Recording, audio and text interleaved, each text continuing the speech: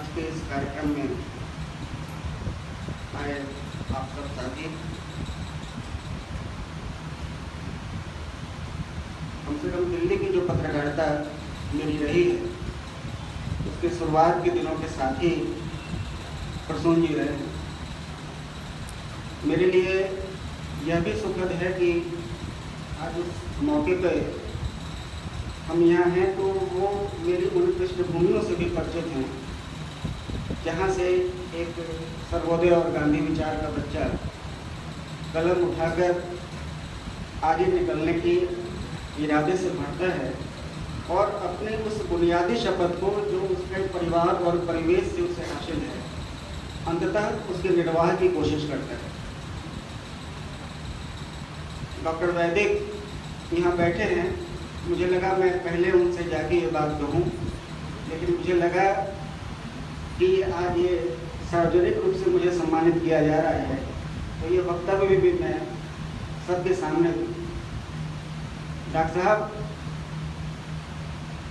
26-27 साल पहले की बात होगी,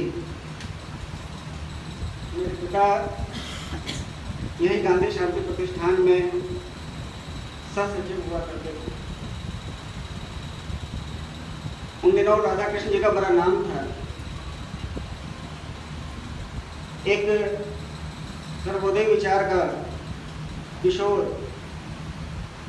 जिसे बात बात में ये बात लगती थी, जैसी मेरी बहन ने कहा कि हिंदी के क्षेत्र में जाना है, एक संकोच और दुविधा पैदा होती है, लेकिन यह दुविधा उस परिवार के कारण, उस समाज और परिस्थिति के कारण मैं नहीं कह रहा हूँ।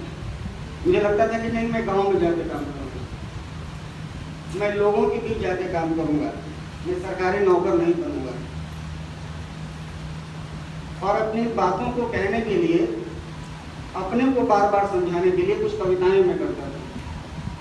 प्रसून जी उन दिनों गांधी शांति प्रतिष्ठान में हुआ करते थे। इन लोगों ने प्रोत्साहित किया कि तुम्हारी कविता की किताब आनी चाहिए।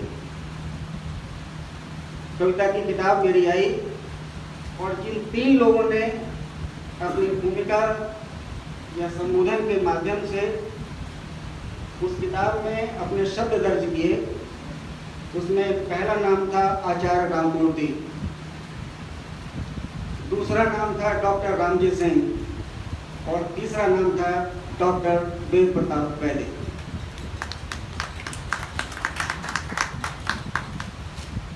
इनके लिखे एक एक शब्द मुझे याद है, जो इन्होंने मुझे देखकर नहीं, मेरी कविताओं को देखकर शायद कहा होगा। उन्होंने कहा कि मुझे रोमांच होता है कि एक किशोर कलम उठाकर कविता कर रहा है और उसकी कविता में रोमांच तो है लेकिन रोमांस नहीं है। आपने कामना व्यक्त की थी कि समय आए और ये कलम तुम्हारी तेजाबी बनी रहे। इस शब्द से उस समय भी डॉक्टर साहब मुझे दुविधा हुई थी, आज कहते हुए दुविधा हुई, लेकिन उस भावना से मैं उस समय भी भावुक था और आज भी हूँ। और ये कलम आगे जो कहते हैं कि अल्लाह करे जोरे कलम और ज़्यादा, तो वो जोर बना रहा है या नहीं बना रहा, लेकिन ये 25-27 सालों का सफर मैंने पूरा किया। एक जो बात खासतौर पे पत्रकारिता को लेकर आज सबसे विवादित प्रश्न इस देश में कुछ है, वो खुद पत्रकारिता है।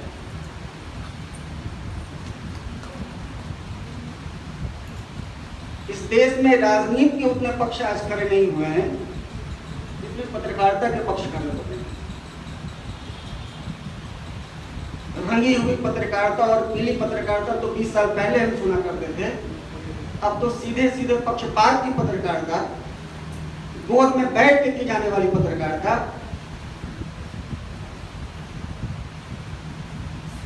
राजनीतिक दलों और संस्थाओं से जो विज्ञप्तियां चलकर आया करती थी। मुझे याद है डॉक्टर साहब, वो पत्रकार बड़ा निकम्मा माना जाता था जो विज्ञप्ति से समाचार बनाता था। आज तो विज्ञप्ति बजाते गाए जा रहे हैं। एक इस विचार बोध के कारण यहाँ कासू बहन रहती थी, मैं लंबे समय तक उनसे मिलने आया करता था। आज भी यह समझ मेरी बनी हुई है कि देश बड़ा होता है, सरकारों का क्रम आने जाने का बना रहता है, और लोकतंत्र में जो लोग समर्थ नहीं हो उस देश में यह कामना करना कि सरकार देश को ताकतवर बना देगी, कि अपने आप को बेवकूफ़ी के गले तक उतार देने वाली बात है। लोग पक्षधरता की पत्रकारिता, मेरी बहन झारखंड में जिस तरह से काम कर रही हैं, पूछेंगे उन्हें तो वो बताएंगे कि वह काम, वो संघर्ष अगर अखबार के किसी कॉलम में जगह पाता तो उसका संबल और ज़्यादा बढ़ता, लेकिन एक घटिया बयान को लेकर, एक गिरे हुए शब्द को लेकर घंटों खिड़कियां खोलकर विमर्श करने वाली पत्रकारिता के दौर में लोक धर्म और सामाजिक और रचनात्मक कामों का सिलसिला कितना जोखिम भरा हो गया है, यह आज के समय में इस तरह से सोचने वाला मेरे जैसा हर पत्रकार महसूस करता है। ज़्यादा बातें कहने का अवसर नहीं है, हम आपको भी सुनना चाहेंगे।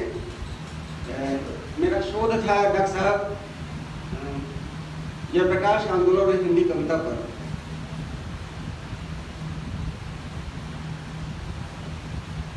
डॉक्टर राम गोपाल दीक्षित ने शीर्ष गीत लिखा था जयप्रकाश आंदोलन का, और उसी के कुछ शब्द के साथ मैं अपनी बात समाप्त करना चाहूँगा। उन्होंने कहा कि आओ कृषक श्रमिक नागरिकों, मैं क्षमा चाहूँगा, उस किताब में स्रोत में कहें, उस किताब की आधार भूमिका जिस भाई के कारण रखी गई, आओ मिलकर गए, रमेश भाई की किताब है, और उसमें उसकी ज़्यादातर कविताओं का संकलन है। आओ कृषक श्रमिक नागरिकों, इनकलाब का नारा दो, गुरुजन शिक्षक बुद्धिजीवियों, अनुभव भरा सहारा दो, फिर देखें हम सत्ता कितनी बर्बर है और आई है, तिलक लगाने तुम्हें जवानों क्रांति द्वार पर आई है। धन्यवाद।